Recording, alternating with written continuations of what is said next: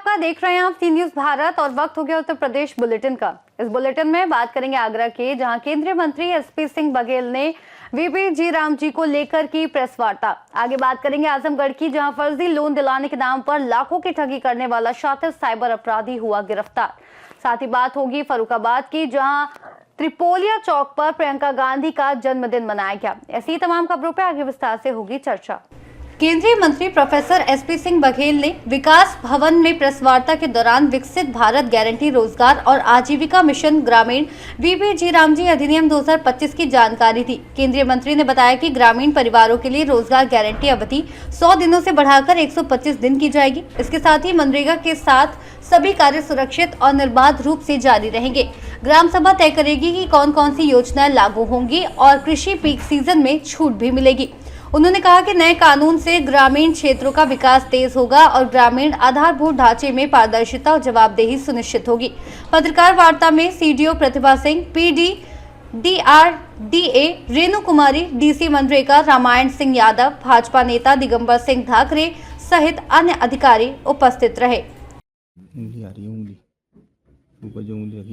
इस देश के मजदूरों के कल्याण के लिए, गांव के विकास के लिए, देहात में की दिशा और दशा बदलने के लिए जो 20 साल पुराना मनरेगा कानून था, उसके विभिन्न क्लॉजों में संशोधन करते हुए विकसित भारत जी राम जी एक विधेयक पार्लियामेंट ने बहुमत से पास किया, जिसमें लगभग 48 घंटे चर्चा में राज्यसभा और लोकसभा में उसके बिंदुओं पर विस्तार से चर्चा हुई। विपक्ष केवल विरोध करने के लिए इसका विरोध कर रहा है। संसद में भी किया, कुछ जगह धरना प्रदर्शन भी हुए। तो मैं आपको ये बताना चाहूँगा कि इसमें क्या परिवर्तन हुए हैं, लेकिन ये जो संशोधित विधेयक है, इससे वास्तव में राज्यों की एक पैसा केंद्र का। आगरा से सी न्यूज संवाददाता अनुज उपाध्याय की रिपोर्ट। थाना साइबर क्राइम जनपद आजमगढ़ ने फर्जी लोन दिलाने के नाम पर लाखों की ठगी करने वाले शातिर साइबर अपराधी को गिरफ्तार किया है। ये कार्रवाई वरिष्ठ पुलिस अधीक्षक डॉक्टर अनिल कुमार के निर्देशन में अपर पुलिस अधीक्षक यातायात विवेक त्रिपाठी के पर्यवेक्षण और क्षेत्राधिकारी साइबर क्राइम आस्था जायसवाल के मार्गदर्शन में की गई। 11 अप्रैल 2025 को शिकायतकर्ता प्रतीक पुंटकर गाडगे नगर अमरावती ने एनसीआरपी पोर्टल पर शिकायत दर्ज कराई थी। शिकायत के आधार पर थाना साइबर क्राइम में मामला पंजीकृत किया गया।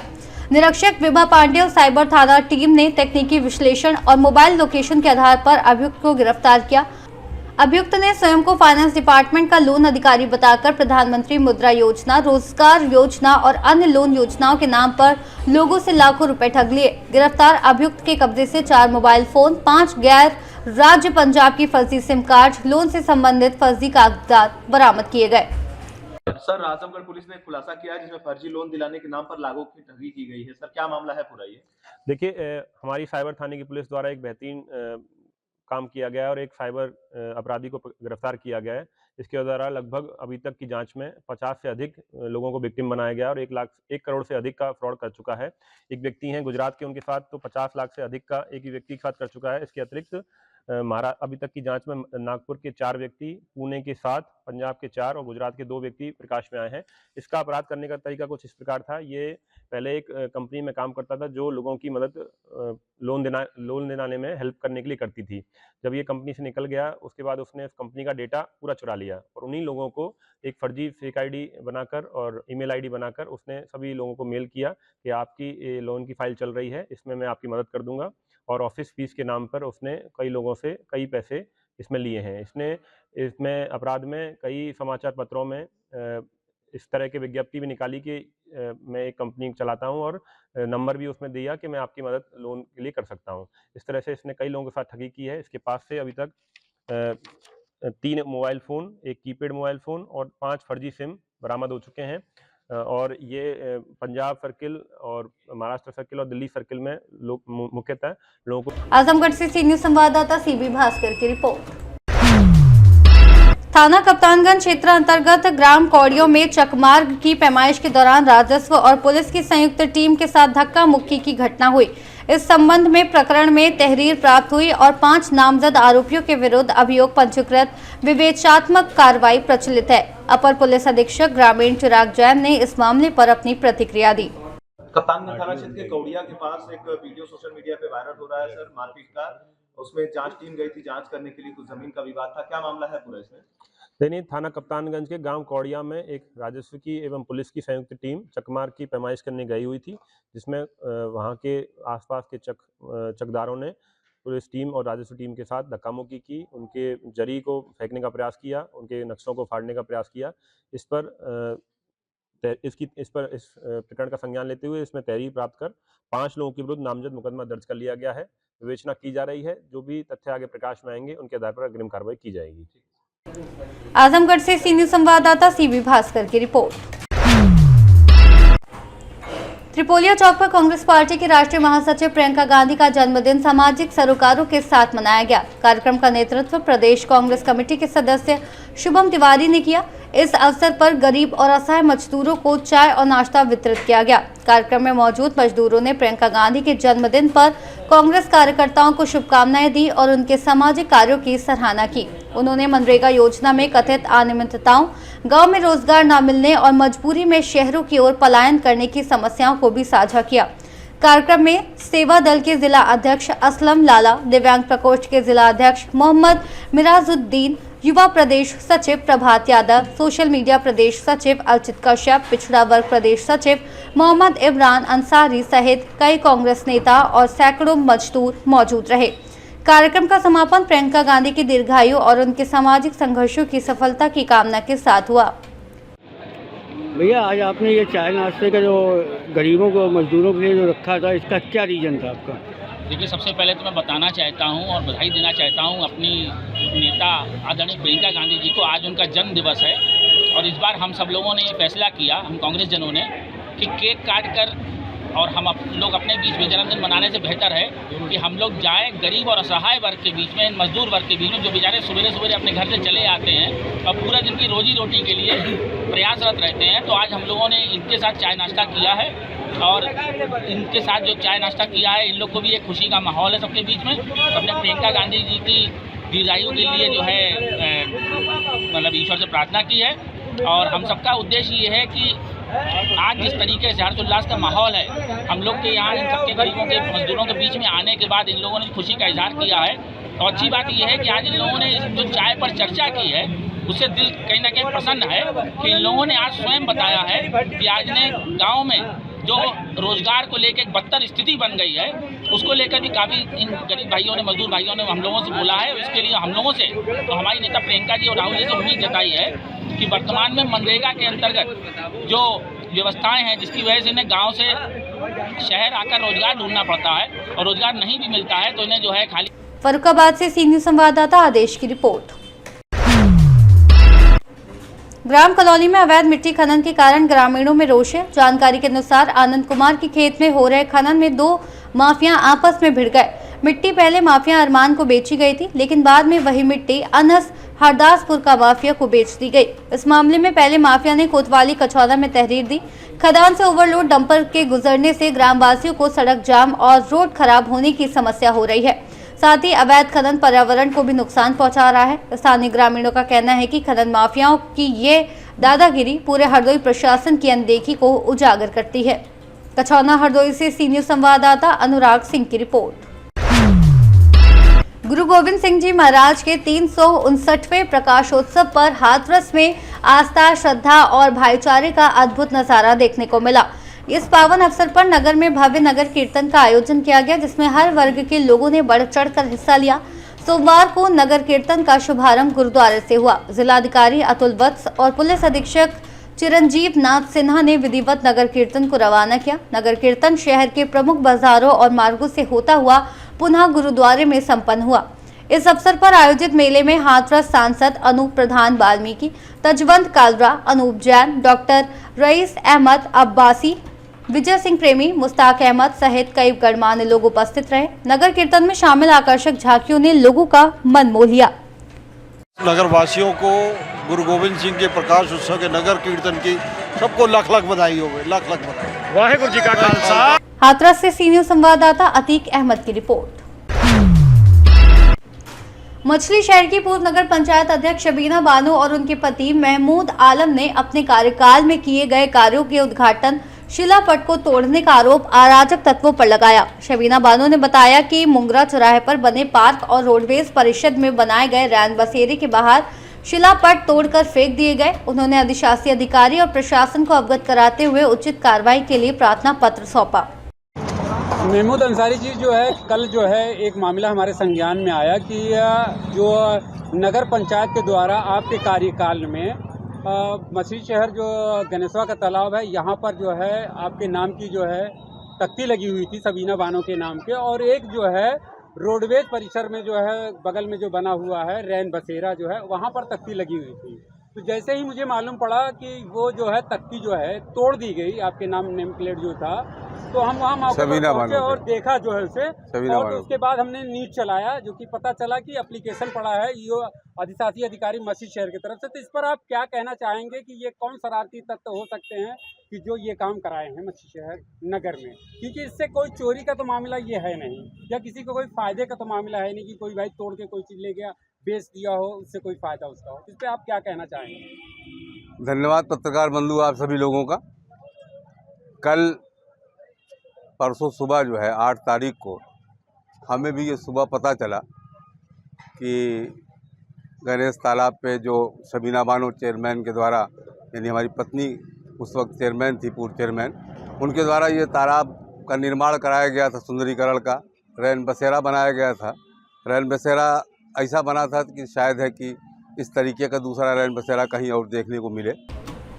जौनपुर से सी न्यूज संवाददाता राधा रमन अग्रहरि की रिपोर्ट। खबर प्रयागराज से है, जहां फूलपुर और एसओजी सर्विलांस सेल गंगानगर की संयुक्त पुलिस टीम ने हत्या के मामले में एक वांछित अभियुक्त को गिरफ्तार किया। घटना में प्रयुक्त आला कत्ल ईंट का टुकड़ा भी बरामद किया गया। 10 जनवरी 2025 को थाना फूलपुर क्षेत्र अंतर्गत ग्राम परासिनपुर नहर के पास दीपक यादव का शव मिलने की सूचना मिली। सहायक पुलिस आयुक्त और थाना प्रभारी तुरंत घटनास्थल पर पहुंचे, शव को कब्जे में लेकर पोस्टमार्टम कराया। वादी छोटेलाल यादव ने अपने पुत्र दीपक यादव की हत्या किसी अज्ञात व्यक्ति द्वारा किए जाने की तहरीर दी। पुलिस आयुक्त और अपर पुलिस आयुक्त के निर्देशन में गंगानगर जोन की टीम ने घटना का खुलासा करते हुए 12 जनवरी 2026 को सौरभ यादव को गिरफ्तार किया। अभियुक्त के कब्जे से हत्या में प्रयुक्त ईंट का टुकड़ा बरामद हुआ। प्रयागराज से सी न्यूज संवाददाता सलमान की रिपोर्ट। पुलिस ने अंतर जनपदीय गैंग का पर्दाफाश किया, जिसने मंदिर से घंटे चोरी किए थे। गैंग के 7 सदस्य गिरफ्तार किए गए हैं, जिनमें एक महिला भी शामिल है। गैंग के एक सदस्य की पुलिस के साथ मुठभेड़ भी हुई। आरोपियों ने गैर जनपद के बदमाशों के साथ मिलकर रायबरेली के 2 स्थानीय लोगों के सहयोग से चोरी की घटना को अंजाम दिया। पुलिस ने अभियुक्तों के कब्जे से 3 क्विंटल से अधिक मंदिर के घंटे और एक 4 पहिया वाहन बरामद किया। जानकारी के अनुसार बदमाश गूगल लोकेशन का उपयोग कर मंदिरों को निशाना बनाते थे। घटना का मुख्य स्थल जगतपुर का मंदिर था, जहां से घंटे चोरी किए गए थे। पुलिस ने जगतपुर थाना और एसओजी टीम की संयुक्त कार्रवाई से आरोपियों को ऊंचाहार क्षेत्र से गिरफ्तार किया। देखिए, आज जनपद रायबरेली में थाना जगतपुर के अंतर्गत एक बड़ा गैंग पकड़ा गया है, चोरी करने वाला गैंग। इसमें 7 सदस्य आज इसके गिरफ्तार हुए हैं, एक महिला भी है। इसमें 2 सदस्य मोनू भदौरिया, गोविंद भदौरिया रहने वाले भिंड मध्य प्रदेश के हैं। इनके पास से एक 4 व्हीलर गाड़ी बरामद हुई है और लगभग 4-5 घटनाएं इन्होंने चोरी की हैं। मंदिर क्षेत्रों को टारगेट करते थे, जहां मंदिर होते थे, और वहां से घंटे चोरी करने वाला एक गैंग है। इन्होंने रायबरेली में 2 घटनाएं की हैं, जहां से बड़े बड़े घंटे इन्होंने चोरी किए थे, और इसके अलावा इन्होंने उन्नाव में घटनाएं की हैं चोरी की। अन्य जनपदों में अमेठी में इन्होंने बताया कि छोटी छोटी घटनाएं की हैं, और कानपुर में घटना इन्होंने चोरी की है। मंदिरों को टारगेट करते थे गूगल के माध्यम से। गूगल पर ये लोग सर्च करते थे किसी भी जनपद में जाने के उपरांत कि कौन कौन से प्रमुख मंदिर हैं, और फिर वहाँ पर रैकी करके वहाँ के घंटे चुराते थे। इस तरीके के गैंग को पकड़ा गया है। इसमें जनपद हमीरपुर के लोग भी हैं कुछ सम्मिलित, इटावा के भी हैं। एक महिला है जो हमीरपुर की इसमें रहने वाली है, और 2 लोग इसमें रायबरेली के हैं जिन्होंने इसमें सहयोग किया है इस पूरे गैंग का। एक 4 व्हीलर किया इनके पास से बरामद हुई है। लगभग 3 क्विंटल से 4 क्विंटल के बीच में घंटे इनसे बरामद हुए हैं, और 4 मुकदमे इसमें कनेक्ट हो गए हैं, जो उन्नाव और रायबरेली क्षेत्र में, थाना क्षेत्र में लिखे हुए हैं। किस तरह घटना को अंजाम देते थे ये लोग? देखिए, जैसे मैंने बताया कि कार से ये लोग ट्रैवल करते थे, और उसी दौरान गूगल पर सर्च करते थे जिस जनपद से निकलते थे कि वहाँ पर कौन कौन से प्रमुख मंदिर हैं, और फिर वहाँ पर रैकी करके उसके घंटे चुराते थे। कल भी इसी तरीके की चोरी की घटना करने के लिए जनपद रायबरेली में रात में घूम रहे थे, तो वहीं पर जगतपुर और ऊंचाहार के मेन रोड पे पुलिस ने संदिग्ध मानते हुए। रायबरेली से सी न्यूज़ संवाददाता वीरेंद्र साहू की रिपोर्ट। खबर रायबरेली से है, जब बीजेपी पदाधिकारियों ने अपनी ही सरकार के खिलाफ प्रदर्शन किया। सैकड़ों लोगों ने धरने और प्रदर्शन में भाग लिया। बीजेपी जिला कार्य समिति सदस्य संजय पासी के नेतृत्व में यह प्रदर्शन शहर कोतवाली क्षेत्र के डिग्री कॉलेज स्थित शहीद चौक से कलेक्ट्रेट तक किया गया। प्रदर्शनकारियों ने हरचंदपुर पुलिस पर उत्पीड़न, अपराधियों को संरक्षण देने और निर्दोषों पर कार्रवाई करने का गंभीर आरोप लगाया। बीजेपी नेताओं ने पुलिस मुर्दाबाद के नारे भी लगाए। ज्ञापन डीएम के माध्यम से मुख्यमंत्री को सौंपा गया। प्रदर्शन में सैकड़ों ग्रामीण मौजूद रहे। क्या परिचय भैया आपका? हमारा नाम संजय पासी है, अध्यक्ष राष्ट्रीय पासी सेना, जिला कार्य समिति सदस्य भाजपा। आज आप लोग यहाँ ज्ञापन दे रहे हैं, क्या प्रदर्शन कर रहे हैं, धरना क्या है मामला? रायबरेली जनपद में रायबरेली के पुलिस अधीक्षक महोदय जी के नेतृत्व में जिस तरह अपराधियों पर निरंतर अंकुश लगाया जा रहा है, लेकिन इसी थानों के जो थाना प्रभारी हैं वो सरकार की छवि धूमिल करने का काम कर रहे हैं।